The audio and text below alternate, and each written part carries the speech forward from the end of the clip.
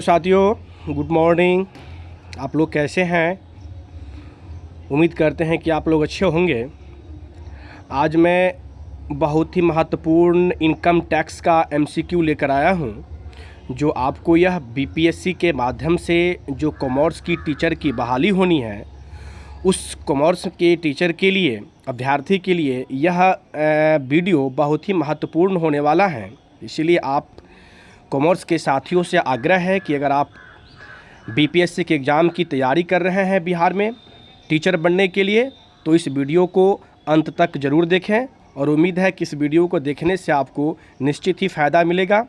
और इसी प्रकार के वीडियो हम और सब्जेक्ट का income tax, cost management, corporate account, accountancy को एमसीक्यू लाते रहेंगे।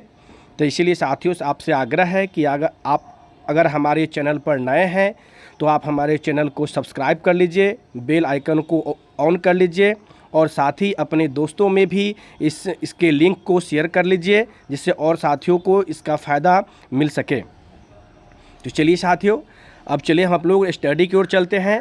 पहला क्वेश्चन कह रहा है कि आयकर है।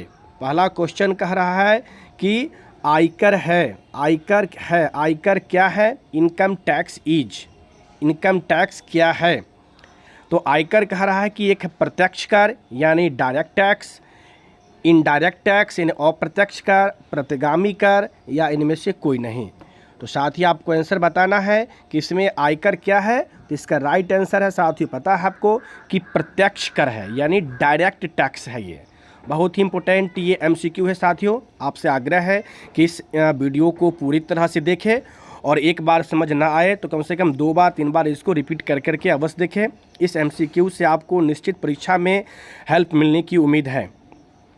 चलिए दूसरा क्वेश्चन देखें साथियों। दूसरा क्वेश्चन है कि आयकर उन व्यक्तियों पर लगाया जाता है, मतलब इनकम टैक्स किस व्यक्ति पर लगाया जाता है। तो ऑप्शन कह रहा है साथियों, ऑप्शन है इसमें कि आयकर जो है वह जिनकी आय किसी भी गत वर्ष में कर मुक्त सीमा से कम है।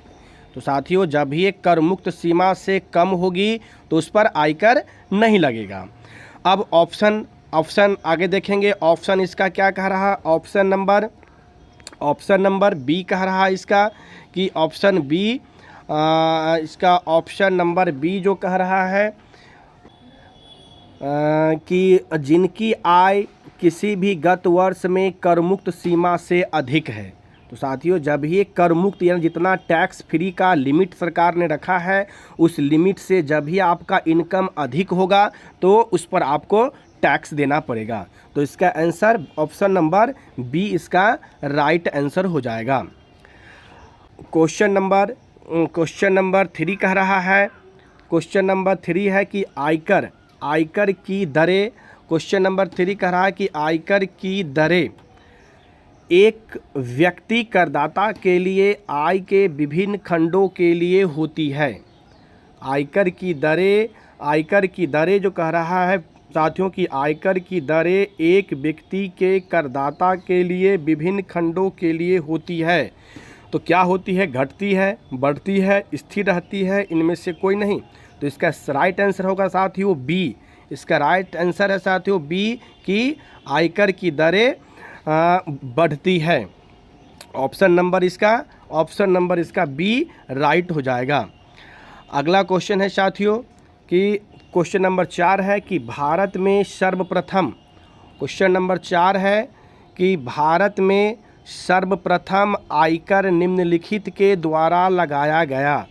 भारत में सर्वप्रथम आयकर निम्नलिखित के द्वारा लगाया गया, यानी भारत में सबसे पहले इनकम टैक्स किसके द्वारा लगाया गया। तो साथ ही आपको पता है कि भारत में सबसे पहले इनकम टैक्स 1860 में शुरू हुआ था और उस समय अंग्रेजी अधिकारी थे sir James Wilson. Option D जो है इसका राइट है कि सर जेम्स विल्सन के द्वारा भारत में सर्वप्रथम आयकर लगाया गया था। बहुत ही महत्वपूर्ण ये क्वेश्चन है साथियों। अगला क्वेश्चन है क्वेश्चन नंबर 5 कह रहा है कि स्वतंत्र भारत में सर्वप्रथम आयकर अधिनियम निम्नलिखित वर्ष में बना। यानी स्वतंत्र भारत, यानी भारत जब मेरा आज़ाद हो गया उसके बाद सबसे पहले आयकर अधिनियम किस वर्ष बना? तो साथियों आपको पता है कि सबसे पहले आयकर अधिनियम 1961 में, यानी ऑप्शन सी जो है इसका राइट है। सबसे पहले आयकर अधिनियम हमारे देश के आज़ादी के बाद 1961 में बनाया गया। अगला क्वेश्चन है क्वेश्चन नंबर 6 साथियों, कि आयकर की राशि पर स्वास्थ्य एवं शिक्षा उपकर निम्नलिखित दर से लगाया जाएगा। अब आपको पता है साथियों कि आयकर की जो राशि है उस पर स्वास्थ्य और शिक्षा उपकर, इंग्लिश में कहते हैं health and education cess, health and education cess जो है वह कितना प्रतिशत लगाया जाता है? तो साथ आपको पता है कि ऑप्शन सी जो है इसका राइट आंसर है। ऑप्शन सी जो 4% है, ये 4% इसका राइट आंसर है कि आयकर की राशि पर 4% स्वास्थ्य एवं शिक्षा उपकर लगाया जाता है। आगे क्वेश्चन है साथियों, अगला क्वेश्चन है कि क्वेश्चन नंबर 6 है कि आयकर की राशि नहीं, क्वेश्चन 6 तो हो गया साथी। क्वेश्चन नंबर 7 है कि पुरुष करदाता जिनकी उम्र 60 वर्ष से कम है की दशा में कौन सी राशि आयकर की सीमा के अंतर्गत कर मुक्त है? क्या पूछ रहा साथी? जिनकी उम्र 60 वर्ष से कम होती है तो उनको कितना तक टैक्स फ्री होता है, यानी कितना तक वह कर मुक्त उनकी आय होती है? तो साथियों पता है जिनकी उम्र 60 वर्ष से कम है उनकी आय जो है 2.5 लाख, 60 वर्ष से कम है तो उनकी आय 2.5 लाख तक है तो फ्री है। जिनकी उम्र 60 वर्ष से ऊपर होगा उनके लिए 3 लाख तक फ्री होता है, और जिनकी उम्र 80 वर्ष से ऊपर होता है उनके लिए 5 लाख तक की आय कर मुक्त होती है। तो साथियों इसमें उम्र के अनुसार कर की छूट दिया गया है कर में, है ना। 60 वर्ष से कम है तो इसका आंसर क्या हो जाएगा? बी 2.5 लाख। 60 वर्ष से ऊपर रहता तो उनके लिए 3 लाख तक कर मुक्त होता है, और 80 वर्ष से ऊपर है तो उनके लिए 5 लाख तक की कर मुक्त होती है। आगे चले क्वेश्चन साथियों, अगला क्वेश्चन कह रहा है क्वेश्चन नंबर 8 कि 68 वर्ष की महिला की दशा में आय तभी कर योग्य होगी जब वह निम्नलिखित राशि से अधिक है। यानी कह रहा है साथियों कि आयकर की 68 वर्ष की महिला है वह, तो यह महिला और पुरुष से कोई मतलब नहीं होता है साथियों इनकम टैक्स में, उसका उम्र से मायने रखता है कि अगर 60 वर्ष से कम है तो 2.5 लाख तक होगा फ्री, 60 वर्ष से ऊपर है तो 3 लाख तक होगा, और 80 वर्ष से ऊपर है तो 5 लाख तक के होगा। तो इसमें क्या कहा है? 68 वर्ष की आयु की महिला है तो इनकी टैक्स कितना तक फ्री होगा? ऑप्शन ए जो है 3 लाख तक इनकी आय कर मुक्त होगी। अगला क्वेश्चन है साथियों, अगला क्वेश्चन कह रहा है आपको कि 9वां क्वेश्चन है कि व्यक्ति करदाता की दशा में 10% की दर से अधिभार तभी लगाया जाएगा जब आय निम्नलिखित रकम से अधिक है। यानी व्यक्ति करदाता की दशा में 10% अधिभार समझते होंगे साथ या पढ़े होंगे टेक्स्ट तो, कि सरचार्ज लगाया जाता है, कि सरचार्ज जो है वह 10% कितना इनकम पर 10% सरचार्ज लगाया जाता है। तो साथियों आपको पता है कि 50 लाख से 1 करोड़ तक की जो इनकम होती है उस पर ये 10% की टैक्स लगाया जाता है। तो इसका राइट ऑप्शन आंसर हो जाएगा ऑप्शन सी 50 लाख, यानी 50 लाख जो होगा, 50 लाख से अधिक अगर इनकम है तो उनको 10% सरचार्ज लगता है। 50 लाख से 1 करोड़ तक के लिए 10% है, 1 करोड़ से लेकर 2 करोड़ तक के लिए 15% है ना। इसी प्रकार जितना इनकम बढ़ता जाता है उनका सरचार्ज भी बढ़ता जाता है। तो 10% कितना पर लगेगा? जिनकी आय 50 लाख से लेकर 1 करोड़ के बीच होगी। तो ऑप्शन इसका सी राइट आंसर हो जाएगा। अगला क्वेश्चन है साथियों, क्वेश्चन नंबर 10 है कि राखी जिनकी गत वर्ष 2021-22 में कुल आय 60 लाख है, कितनी आय है साथियों? 60 लाख आय बता रहा है, तो वो निम्नलिखित दर से अधिभार का भुगतान करेगी। अधिभार मतलब वही सरचार्ज जो की बात हो रही जो साथियों क्वेश्चन नंबर 9 में आपको बताया गया था कि आपको एक निश्चित आय से अधिक कमाएंगे तो उस पर सरकार सरचार्ज लेती है, यानी अधिभार लेती है। तो यहाँ कितना इनकम है इनकी, 60 लाख है। तो 60 लाख पर कितना अधिभार दिया जाएगा, 5%, 10%, 12% या इनमें कोई नहीं। तो साथ ही आपको बताया है क्वेश्चन नंबर 9 में ऊपर में कि जब 50 लाख से लेकर 1 करोड़ के बीच इनकम होती है तो उन पर अधिभार जो है सरचार्ज जो है 10% लगाया जाता है। तो इसमें ये 1,60 लाख जो है ये 50 लाख से लेकर 1 करोड़ के बीच में आता है, इसलिए इस पर सरचार्ज कितना लगेगा, 10% इस पर सरचार्ज लगाया जाएगा। आगे क्वेश्चन नंबर 11 है साथियों। क्वेश्चन नंबर 11 कह रहा है कि आयकर के लिए अति वरिष्ठ नागरिक वह व्यक्ति होता है जिसकी आयु निम्नलिखित से अधिक है। अब साथियों आपको पता है कि आयकर की दृष्टि से देश में जो नागरिकों को 3 कैटेगरी में बांटा गया है। एक सामान्य नागरिक जिनकी उम्र 60 वर्ष से कम है, एक वरिष्ठ नागरिक जिनकी उम्र 60 वर्ष से ज़्यादा है, और एक होता है अति वरिष्ठ नागरिक। यहाँ क्या पूछा गया है, अति वरिष्ठ। अति वरिष्ठ नागरिक कौन होंगे, तो जिनकी उम्र 80 वर्ष से ज़्यादा होगा उनको अति वरिष्ठ नागरिक की श्रेणी में रखा जाता है, और 60 वर्ष से ज़्यादा होंगे तो वह वरिष्ठ कहलाएंगे। तो इसका ऑप्शन नंबर सी 11 का ऑप्शन नंबर सी इसका राइट आंसर हो जाएगा। अब क्वेश्चन नंबर 12 कह रहा है कि आयकर की दरें निर्धारित की जाती है। बहुत इंपॉर्टेंट क्वेश्चन है साथियों। ये आपको याद होगा स्टेट कॉमर्स का जो एग्ज़ाम हुआ था बिहार बोर्ड के द्वारा मार्च में, उसमें भी ये प्रश्न पूछा गया था कि आयकर की दर किसके द्वारा निर्धारित होता है।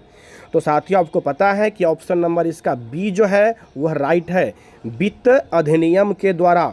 वित्त अधिनियम के द्वारा यानी फाइनेंस एक्ट। आपको पता है साथियों कि प्रत्येक वर्ष देश में बजट पास होती है, उसी वित्तीय बजट में आयकर की दर निर्धारित किया जाता है। बहुत ही इंपॉर्टेंट क्वेश्चन है साथियों ये 12 नंबर। तो आयकर की दर किसके द्वारा निर्धारित होती है, ये वित्त अधिनियम के द्वारा। इसमें ऑप्शन में कंफ्यूज मत होइएगा, इसमें आपको आयकर अधिनियम दे दिया जाता है, वित्त अधिनियम अध्यादेश सरकार के द्वारा या इनकम टैक्स बोर्ड के द्वारा। इस प्रकार के ऑप्शन आपको कंफ्यूज करने के लिए दे दिया जाता है। तो उसमें याद रखिएगा कि आयकर की दर वह वित्त अधिनियम यानी ऑप्शन बी जो है यह इसका राइट आंसर है। अगला क्वेश्चन है नंबर 13 है कि नई कर व्यवस्था में वरिष्ठ नागरिकों को मिलने वाली कर मुक्त की सीमा क्या है। किसके लिए कहा गया साथियों, वरिष्ठ नागरिक। वरिष्ठ नागरिक किसको कहते हैं, जिनकी उम्र 60 वर्ष से ज़्यादा है, उसको वरिष्ठ नागरिक की कैटेगरी में रखा जाता है। तो आपको पता है साथियों कि वरिष्ठ नागरिक यानी जो 60 वर्ष से उम्र ज़्यादा है उनके लिए 3 लाख तक की इनकम टैक्स फ्री होती है। अगर वह सामान्य नागरिक होंगे, 60 वर्ष से कम होता तो उनके लिए 2.5 लाख फ्री होता है। और जो अति वरिष्ठ नागरिक होते हैं, अति मतलब जो जिनकी उम्र 80 वर्ष से ज़्यादा है, तो उनके लिए 5 लाख तक की आय जो है वह कर मुक्त होती है। तो यहाँ पूछा गया आपको वरिष्ठ नागरिक कहते हैं जिनकी उम्र 60 वर्ष से ज़्यादा हो लेकिन 80 वर्ष से कम है, तो उनको 3 लाख तक की आय इनकम पर कर मुक्त होगी। ऑप्शन इसका बी, ऑप्शन ए इसका सही आंसर हो जाएगा। अब इस वीडियो का अंतिम प्रश्न है साथियों कि 14 नंबर, नई कर व्यवस्था में आयकर की कितनी दरें शामिल की गई है। अब जो नई कर व्यवस्था है साथियों, इसमें आयकर की कितनी दरें मतलब इनकम टैक्स लगाने का कितने रेट निर्धारित सरकार के द्वारा किया गया है। तो साथियों आपको पता है कि नए आयकर अधिनियम के तहत 7 प्रकार के आयकर की दर यानी इनकम टैक्स का रेट 7 प्रकार का टैक्स रेट है जिससे सरकार आपसे टैक्स वसूल करती है। 7 प्रकार यानी ऑप्शन डी इसका राइट होगा। बहुत इंपॉर्टेंट क्वेश्चन है ये भी साथियों। जैसे आपको 7 प्रकार में बता देते हैं कि पहले 0% टैक्स होता है, फिर 5% टैक्स होता है, 10% टैक्स होता है, 15% टैक्स होता है, 20% टैक्स होता है, 25% टैक्स होता है और 30% टैक्स होता है। यानी इस प्रकार ये 7 प्रकार के टैक्स का रेट सरकार के द्वारा निर्धारित की गई हैं। तो साथियों आज के वीडियो में इतना ही प्रश्न है और आपसे उम्मीद और मैं आशा करता हूं कि इस वीडियो को देखने से आपको निश्चित ही फ़ायदा मिलेगा और इसी प्रकार के हम video MCQ, income tax, cost का मैनेजमेंट का लाते रहेंगे। तो जो भी साथी हमारे चैनल को अभी तक सब्सक्राइब नहीं किए हैं, उनसे आग्रह है कि आप हमारे चैनल को सब्सक्राइब कर ले, बेल आइकन को ऑन कर ले और साथ ही अपने दोस्तों में, मित्रों में हमारे वीडियो को शेयर कर दें, जिससे और भी दोस्तों मित्रों को जो आपके कॉमर्स की तैयारी कर रहे हैं बीपीएससी की परीक्षा के लिए, उनको भी फ़ायदा मिल सके। धन्यवाद।